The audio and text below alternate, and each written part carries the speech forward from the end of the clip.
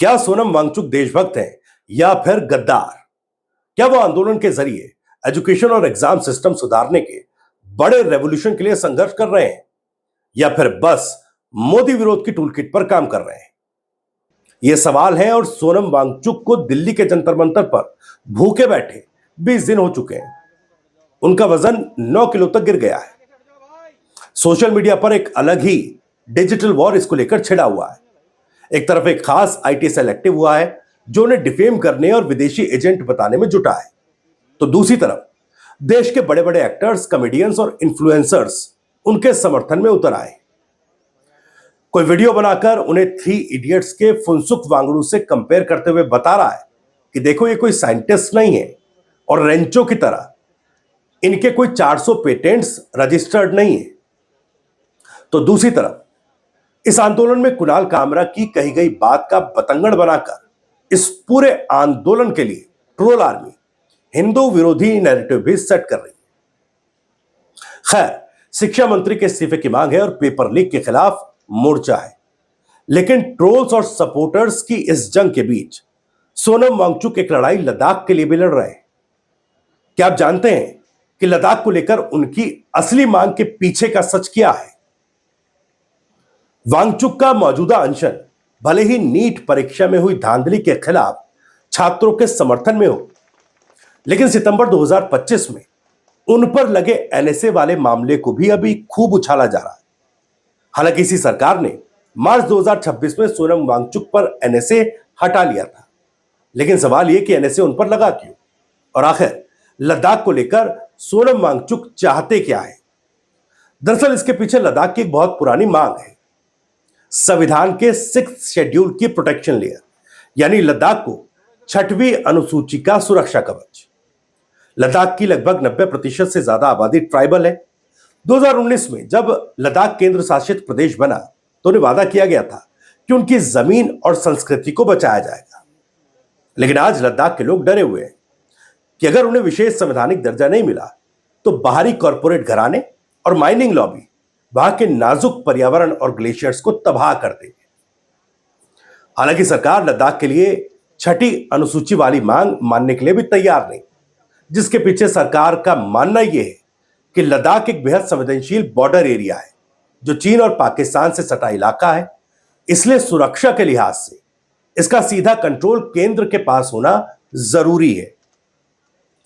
आप ये जानिए कि अगर लद्दाख को 6वीं अनुसूची में शामिल किया जाता है तो क्या बड़े बदलाव होंगे जैसा कि चाहते हैं सोनम वांगचुक। पहला, स्वायत्त जिला परिषद यानी ऑटोनोमस डिस्ट्रिक्ट काउंसिल इसके तहत बनाई जाएंगी। इन परिषदों में स्थानीय लोकतांत्रिक तरीके से चुने गए जनप्रतिनिधि होंगे जिनके पास अपने क्षेत्र के विकास के लिए फैसले लेने का अधिकार होगा। दूसरा, जमीन और प्राकृतिक संसाधनों पर स्थानीय नियंत्रण। परिषद के पास जमीन के ट्रांसफर, अलॉटमेंट और उपयोग को लेकर कानून बनाने की शक्ति होगी।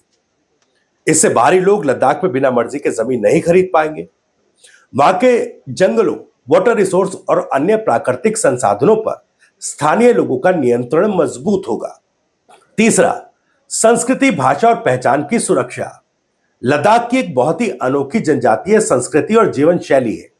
90% से ज्यादा ट्राइबल डेमोग्राफी के 6वीं अनुसूची में आने से स्थानीय परंपराओं, रीति रिवाजों और सामाजिक कानूनों को कानूनी संरक्षण मिलेगा। बाहरी सांस्कृतिक प्रभाव से वहां की मूल पहचान को बचाया जा सकेगा। चौथा, स्थानीय रोजगार और अर्थव्यवस्था।